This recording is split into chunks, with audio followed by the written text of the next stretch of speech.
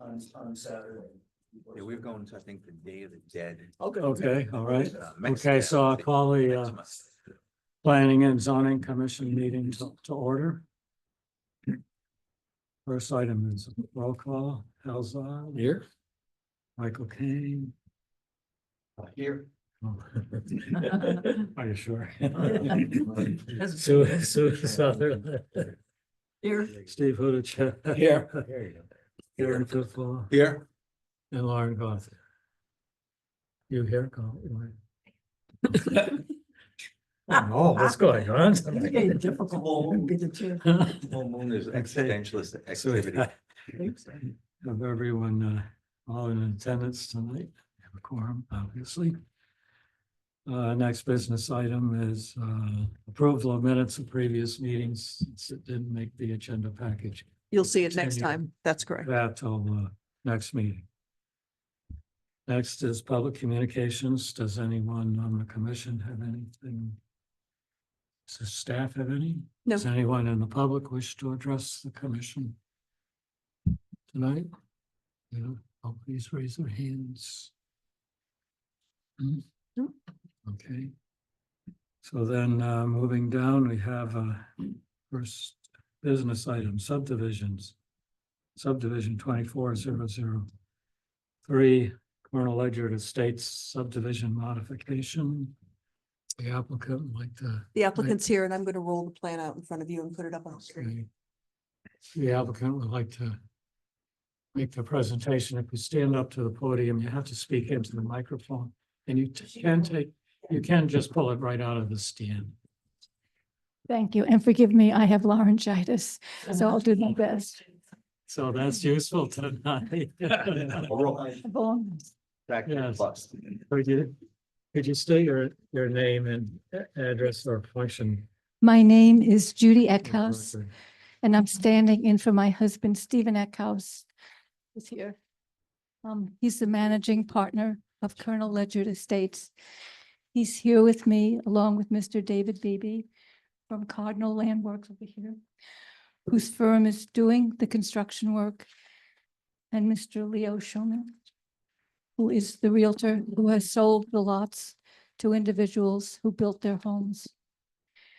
I am requesting the Planning and Zoning Commission to modify the approved subdivision plan to eliminate some work shown on the plan, including that there is no need to reconfigure the intersection at Colonel Ledger Highway and Quakertown Road.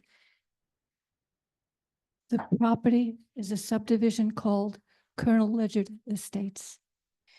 Its location is north of Route 184, the Gold Star Highway, going up Colonel Ledger Highway to Deerfield Ridge Drive. It includes a cul-de-sac onto Imogen Drive. The subdivision extends almost to the first intersection, which is Claremont Circle. Some relevant history of the subdivision includes that the subdivision was approved in May 2012. It includes 15 lots. It is a continuation of Deerfield Ridge Drive to Colonel Ledger Highway, including the small cul-de-sac. There will be 8.8 acres of land deeded to the town of Groton. A great deal of work in the development has been completed this year, and one very important completion this summer was the addition of the new sidewalk along Colonel Ledger Highway, along with 3 catch basins. One item I will address shortly is the town requirement to reconfigure the intersection of Colonel Ledger Highway and Quakertown Road. A status review of the work completed to date include the following. 13 lots have been sold to individuals, and each purchaser has built their home. All the road work and drainage is complete, and Public Works has agreed to leave the 4-foot wide sidewalks in place. Work on the concrete sidewalks, aprons, and ramps on the cul-de-sac are complete. And again, the new road on Colonel Ledgett Highway is completed. There are just a few items outstanding. There was a street light that was not working. The conduit has been accessed and repaired. The lamp post is now fixed. Mr. David Beebe submitted a work order to Eversource for its illumination, and he's awaiting the start date. David Beebe has submitted a proposal for the playground area to the town of Groton and is awaiting approval. The other outstanding item is the town requirement to reconfigure the intersection of Colonel Ledgett Highway with Deerfield Ridge Drive and Quakertown Road. Our application before you this evening is to remove the requirement by the town of Groton to reconfigure this intersection. There is no need to realign and straighten the current intersection so that Quakertown Road is across from Deerfield Ridge Drive and then intersected by Colonel Ledgett Highway. Currently, there is a merge from Quakertown Road onto Colonel Ledgett Highway. With this current configuration, cars traveling south on Colonel Ledgett Highway can safely and easily merge right onto Quakertown Road. Cars traveling north on Quakertown Road also merge more safely and easily onto Colonel Ledgett Highway than if they have to make a more angled turn at an intersection. Also, all cars entering or exiting Quakertown Road traveling north or south have safe access onto or off of Route 184 because of the traffic light located at the Gold Star Highway. If realigned, there would be 2 intersections with 2 stop signs, making it more likely that a car is rear-ended because that driver must slow down and stop in order to make a more sharply angled turn rather than just a merge. The application to remove the requirement by the town to reconfigure the intersection of Colonel Ledgett Highway and Quakertown Road is based on several sources familiar with the area, and especially the following information provided by Jeannie Vislowski in the administration department at the Town of Groton Police Department. Members of the police department emphasized this is a low-density, low-traffic volume area, and 2 senior dispatchers, each with over 30 years on dispatch, confirmed that this is a low accident location, even outside of the subject area of the intersection. Police data for the intersection indicates the alignment of the intersection has little to do with accidents. In almost 10 years, there have been a total of 3 traffic accidents at or near this intersection. Ms. Vislowski was kind enough to provide us with the accident reports, which I shared with Deb Jones. The first accident occurred when traveling south on Colonel Ledgett Highway and south of Quakertown Road, but not at that intersection. One car following too closely to another car rear-ended it when the first car made an abrupt stop. There was minor damage to the vehicle that stopped abruptly and disabling damage to the car that hit it. The second accident occurred when a driver in a car traveling south on Colonel Ledgett Highway, approaching Quakertown Road, said she was blinded by lights on a vehicle traveling northbound. She veered off the road and went up an embankment. There was no apparent injury to the driver. The third accident occurred when a teenager or juvenile was traveling north on Quakertown Road and rolled through the stop sign and rolled into a car traveling south on Colonel Ledgett Highway. Both parties signed a refusal of medical treatment on the scene. Of the 3 accidents, only one directly involved that intersection at Quakertown Road when the juvenile driver failed to make a complete stop at the stop sign and rolled into a car on Colonel Ledgett Highway. The probability of a crash anywhere is impacted by the driver's age and his behavior in obeying traffic signs. Realigning the intersection would not change either of these things. Police data supports the fact that all 3 accidents, fortunately, were minor and were not related to the current configuration of the intersection. In addition, according to the police department, all emergency vehicles needed on Quakertown Road always come off of Route 184 at the traffic light there, making a left onto Quakertown Road or off to the right onto Colonel Ledgett Highway, depending on where they are needed. Therefore, a realignment of the intersection in question is of no benefit to any emergency vehicles. Lastly, the comments and opinion of the Department of Public Works are important in this matter. On October 15th, 2024, Greg Hanover, Director of Public Works for the town of Groton, emailed Deb Jones, and I quote, "Public Works has no objection to and supports the elimination of the proposed intersection improvements on Quakertown Road at Colonel Ledgett Highway, as shown on the approved Colonel Ledgett subdivision plan. Based on all this information and support, we hope the request to eliminate the requirement to reconfigure the Quakertown Road intersection will be approved. Thank you very much for your time." You have anybody else in your group that wants to address us now? I think she pretty much said it all. Okay, all right. Yes. Staff have a report. I'm just going to add a little bit of background to this. This subdivision's been around for a really, really long time.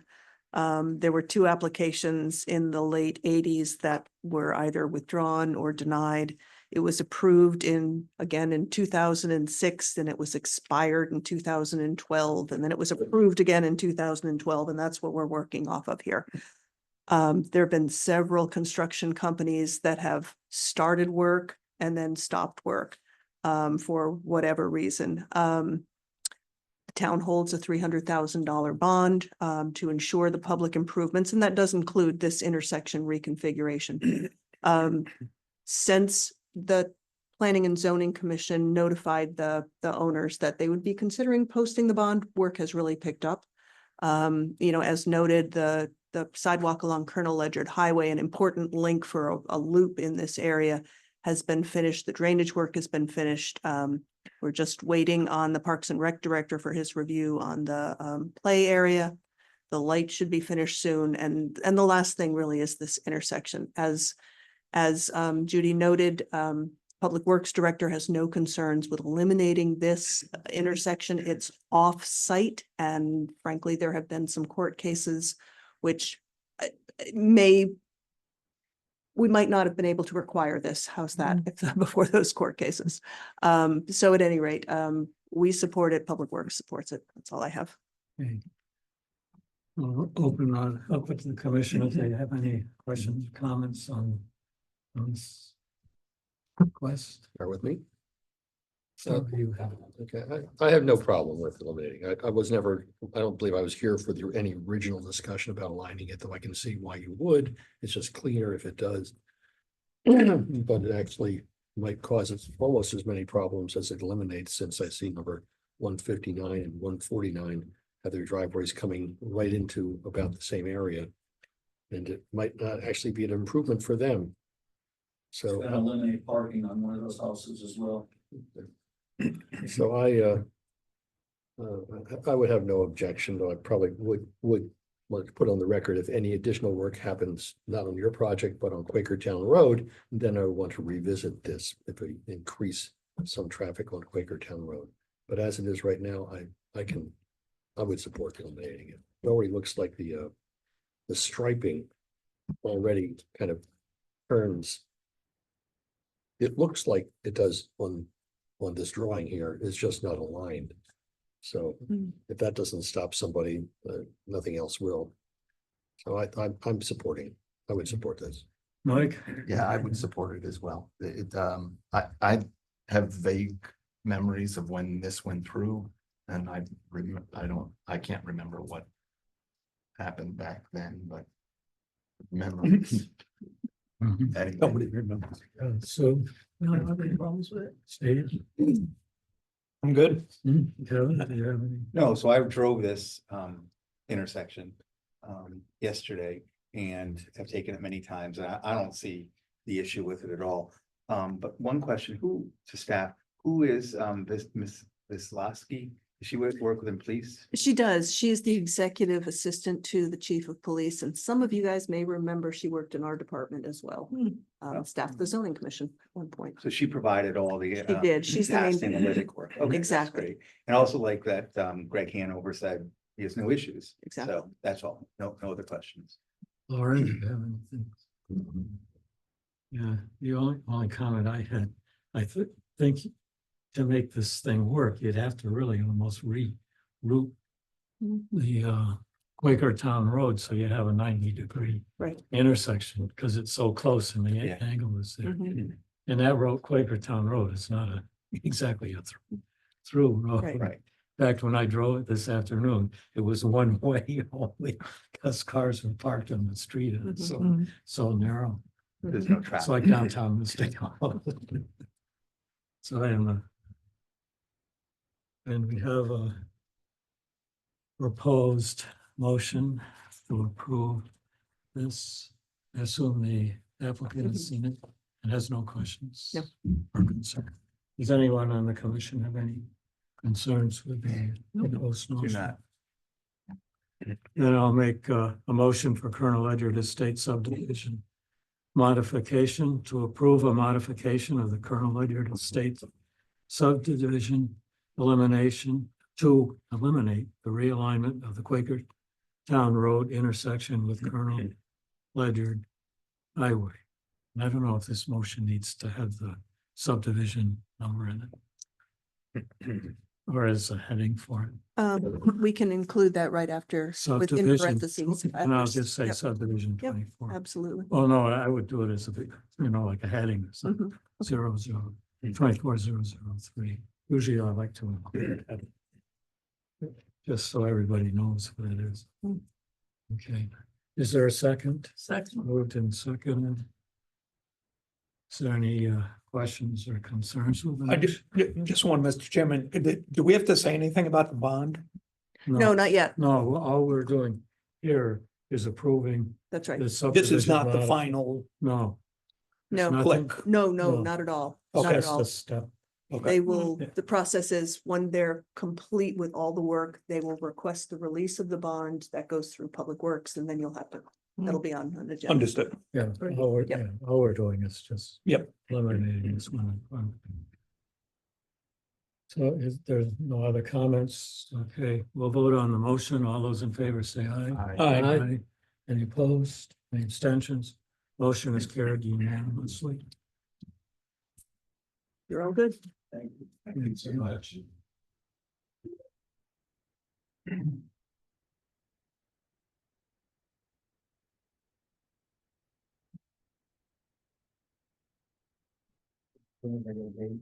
And Mark after told me that if I gave him the setbacks and like all his hands, that he'd approve it, and I sent him someone else, if that's a motion to talk, I'll get with you. Yeah, no, fair enough. Good.